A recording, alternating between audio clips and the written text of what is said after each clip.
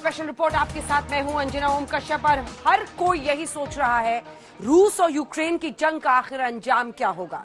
इस जंग में कौन हारेगा, जीतेगा कौन? क्या रूस दुनिया के सामने खड़ा होकर ये कह पाएगा देख लीजिए जो उससे टकराएगा तबाह हो जाएगा, या फिर यूक्रेन के राष्ट्रपति ज़ेलेंस्की इस जंग में रूस को झुकने पर मजबूर कर देंगे? रूस और यूक्रेन के बीच छिड़ी जंग के 26 दिन हो गए हैं और अब रूसी सेना हाइपरसोनिक और क्रूज मिसाइल से यूक्रेन के सैन्य ठिकानों को निशाना बना रही है।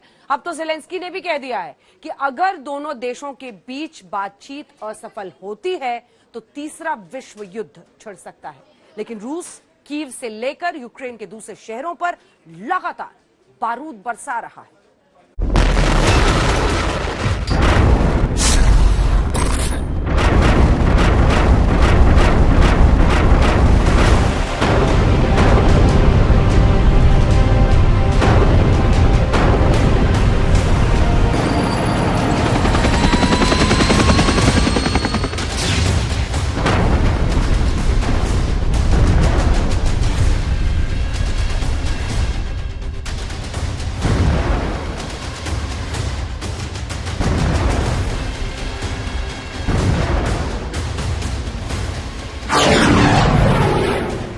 26वें दिन सबसे खतरनाक मोड़ पर रूस और यूक्रेन की जंग।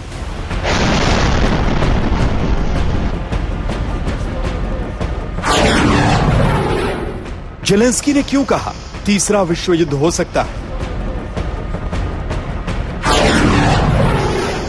युद्ध के बीच यूक्रेन के पड़ोसी देश की यात्रा क्यों कर रहे हैं बाइडेन?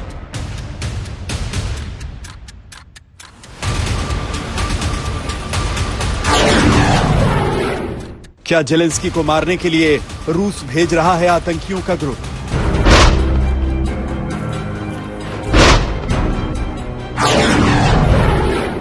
यूक्रेन ने किया रूस के 14,000 से ज्यादा सैनिकों को मार गिराने का दावा। यूक्रेन के सूमी में केमिकल प्लांट से अमोनिया गैस लीक होने से सनसनी।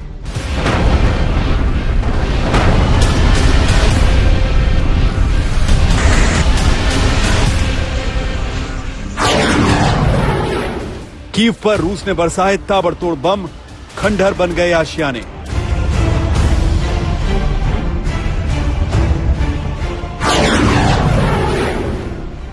मारियुपोल में स्कूल पर बरसाए गए बम, स्कूल में 400 लोगों ने ली थी शरण।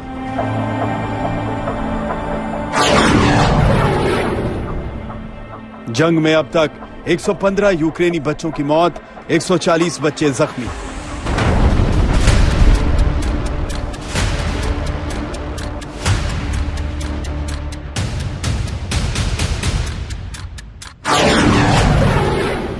रूस यूक्रेन जंग में अब तक 900 यूक्रेनी नागरिकों की मौत।